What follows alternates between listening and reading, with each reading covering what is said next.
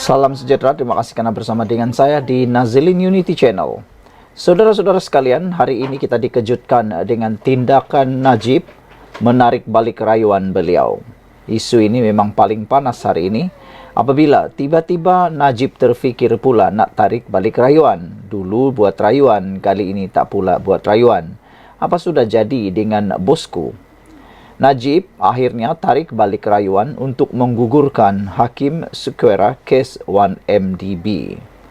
Datuk Seri Najib Tun Razak menarik balik rayuan permohonannya di Mahkamah Rayuan di sini pada Selasa untuk menyingkirkan Hakim Datuk Colin Lawrence Syukuera daripada mendengar kes penyelewengan dana 1MDB. Peguam Tan Sri Muhammad Safi Abdullah yang mewakili bekas Perdana Menteri itu berkata, beliau telah mendapat arahan daripada anak guamnya untuk menarik balik rayuan berkenan. Menurutnya, ini disebabkan perbicaraan kes itu telah diteruskan dengan bekas peguam 1MDB, Jasmine Loh Wai Swan selesai memberi keterangan selama 10 hari. Oleh itu, kami menarik rayuan tanpa prejudis dan atau menjejaskan hak kami untuk membangkitkan isu berkenaan untuk menggugurkan Syukuera dalam rayuan utama sekiranya ada, katanya lagi. Mendengar perkara itu, Timbalan Pendakwa Raya Kamal Bahrin Omar berkata, pihaknya tidak mencabar perkara yang dimaklumkan pihak pembelaan. Kami tidak membantah dan bersetuju dengan syarat-syarat yang dinyatakan itu, katanya lagi. Panel 3 hakim yang dipengerusikan Datuk C. Muhammad Ruzima Ghazali kemudiannya berkata, Mahkamah membatalkan rayuan terbabit setelah mendengar hujahan daripada pihak pembelaan, di samping tiada bantahan daripada pihak pendakwaan. Susulan itu, rayuan ini dibatalkan, namun isu mengenai penyingkiran hakim masih boleh dibangkitkan dalam rayuan utama sekiranya perlu, katanya yang bersidang bersama hakim-hakim Datuk Ahmad Zaidi Ibrahim dan Datuk Azman Abdullah. Pada 14 Ogos tahun 2024, Najib telah memfailkan permohonan di Mahkamah Tinggi Kuala Lumpur supaya Hakim Syukuera menarik diri daripada mendengar perbicaraan kes 1MDB. Ia susulan pendedahan Syukuera pada 26 Julai tahun lalu, tahun sama bahawa Hakim dan Jasmine pernah menjadi rakan kongsi firma sama di Zen & Co. 4 hari kemudian, iaitu pada 18 Ogos, Syukuera menolak permohonan berkenan. Jasmine telah memberi keterangan dalam perbicaraan itu sebagai saksi terakhir yang ke-50 dan kini berada di peringkat hujahan selepas kesemua saksi pendakwaan selesai memberikan keterangan. Najib berusia 71 tahun berdepan. 4 pertuduhan menggunakan kedudukan untuk mendapatkan suapan berjumlah 2.3 bilion milik 1MDB dan 21 pertuduhan pengubahan wang haram membabitkan amaun sama. Saudara-saudara sekalian, ini ringkasan secara ringkas berita untuk hari ini. Najib tarik balik rayuan, Najib tarik balik permohonan gugurkan Hakim Syukuera dari kes 1MDB. Najib telah pun memberi arahan peguam untuk tarik balik rayuan. Perbicaraan sudah diteruskan dengan keterangan Jasmine Loh. Dan tanpa prejudis, isu penyingkiran hakim boleh dibangkitkan semula dalam rayuan utama. Pendakwaan tidak bantah penarikan rayuan. Rayuan dibatalkan oleh Mahkamah Rayuan. Najib memfailkan permohonan selepas pendedahan pendedahan hubungan hakim dengan saksi. Najib menghadapi tuduhan penyalahgunaan kuasa dan pengubahan wang haram RM2.3 bilion. Sekian dulu untuk kali ini. Jangan lupa tinggalkan komen anda, tekan butang subscribe. Jumpa lagi. Salam sejahtera, terima kasih kerana bersama dengan saya di Nazilin Unity Channel. Kalau ini tak diikuti, pasti Perikatan Nasional akan terkubur selama-lamanya. Ini nasihat analisis politik dan pemerhati politik terhadap Perikatan Nasional, khususnya Muhyiddin dan Hadi sebagai ketua kepada Parti PAS dan juga Parti Bersatu. Mereka menasihati, memberitahu kedua pemimpin besar, terutamanya Muhyiddin yang kini di dalam keadaan yang sangat bahaya kritikalnya selepas dilaporkan polis oleh pihak Istana Pahang sendiri dan dijangka akan bakal didakwa di bawah akta hasutan. Ini nasihat untuk mereka. Henti guna sentimen agama kalau mahu rampas mahkota, PN diberitahu.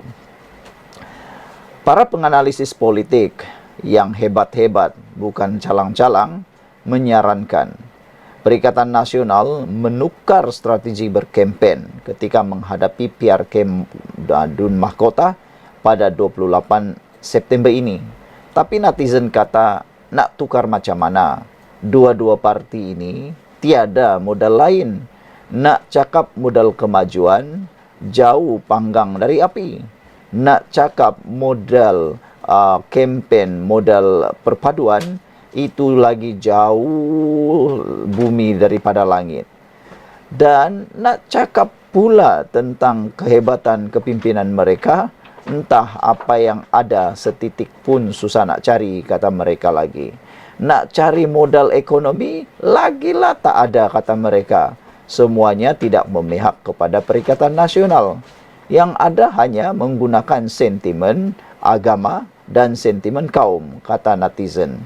Tapi tak apalah, sekurang-kurangnya kalau tak mahu kalah teruk, maka mereka perlu menghentikan sentimen agama.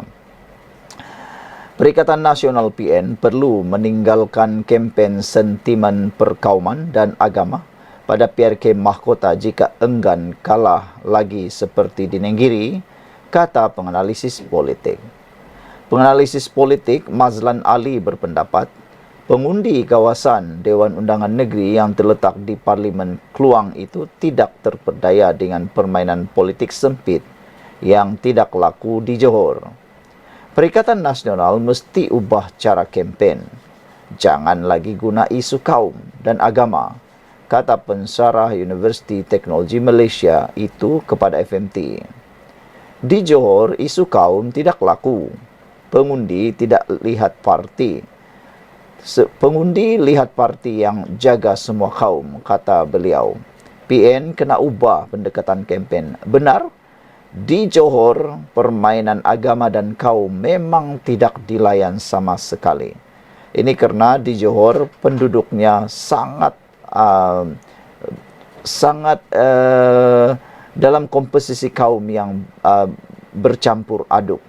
Johor mempunyai bilangan penduduk yang mempunyai komposisi kaum yang agak seimbang. Itu sebabnya Perikatan Nasional kena belajar daripada pengalaman di Nenggiri. Jika mereka nak kalah lagi, silakanlah guna kaedah yang sama. Sebagai rekod, Perikatan Nasional sudah kalah 2 kali berturut-turut pada PRU 14 dan PRN Johor baru-baru ini, masing-masing kepada Pakatan Harapan serta Barisan Nasional BN. SPR menetapkan 28 September depan sebagai tarikh PRK Mahkota yang diadakan susulan kematian penyandangnya Sarifah Azizah Said Zain dari BN pada 2 Ogos lalu. Beliau menang kerusi itu dengan majoriti 5,166 undi, menewaskan calon amanah yang mewakili PH, PN dan warisan.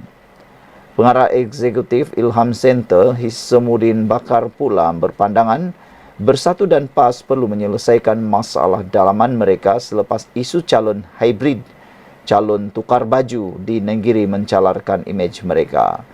Calon mewakili PN pada PRK Nenggiri, Rizwadi Ismail 41 tahun, ialah bekas timbalan Ketua Pemuda PAS Gua Musang yang dilaporkan menyertai Bersatu 2 hari sebelum diumumkan sebagai calon. PRK itu menyaksikan BN merampas semula kerusi Nenggiri dengan majoriti 3,372 undi. Mahkota patut jadi turning point untuk PN guna strategi berbeza, guna pendekatan ke pelbagai kaum yang sepatutnya dimainkan parti yang mengharapkan sokongan semua kaum untuk menang, katanya.